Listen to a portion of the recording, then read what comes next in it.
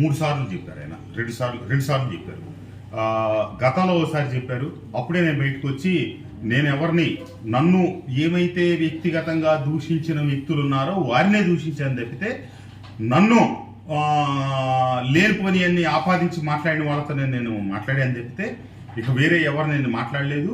కానీ నువ్వు మాట్లాడితేనే నేను ఓన్ చేసుకోగలుగుతానని చెప్పి వారు చెప్పడం. తర్వాత నేను బయటకు వచ్చి పత్రికా సోదరులకే చెప్పడం జరిగింది. ఎప్పుడు గడిచిన 42 సంవత్సరాల పూర్వమే నేను ఎట్టి పరిస్థితుల్లో వ్యక్తిగత దోషాలకు వ్యతిరేకం, నేను దోషాలు చెయ్యను అని చెప్పాను.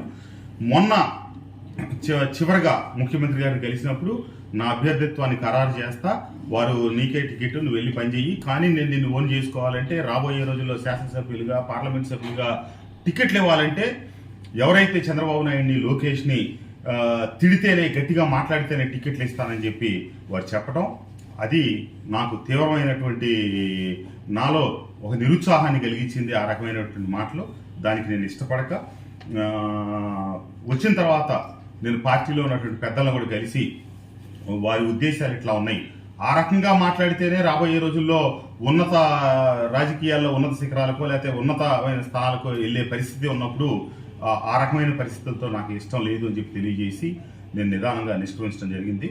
నాకు ఒకటే అనిపించింది, అక్కడ ఆ గట్టునుంటావా లేకపోతే ఈ గట్టునుంటావా అనే క్రమంలో వీళ్ళని తిట్టు వాళ్ళని తిట్టు అని చెప్పి ఏ సామాజిక వర్గం వాళ్ళని ఆ సామాజిక వర్గం వాళ్ళని కానీ లేకపోతే పై స్థాయి నాయకుల్ని కానీ తిట్టించి తర్వాత ఆ పార్టీలో కనుక ఇష్టమైనంతకాలం ఉంచుకోవటం, ఇష్టం లేకపోతే వాళ్ళు ఎందుకు పనికి రాకుండా సమాజంలో దేనికి పనికిరాని వ్యక్తులుగా తయారు చేయటమే వైఎస్ఆర్ కాంగ్రెస్ పార్టీలో లక్ష్యమేమో అని నాకు అనిపించింది.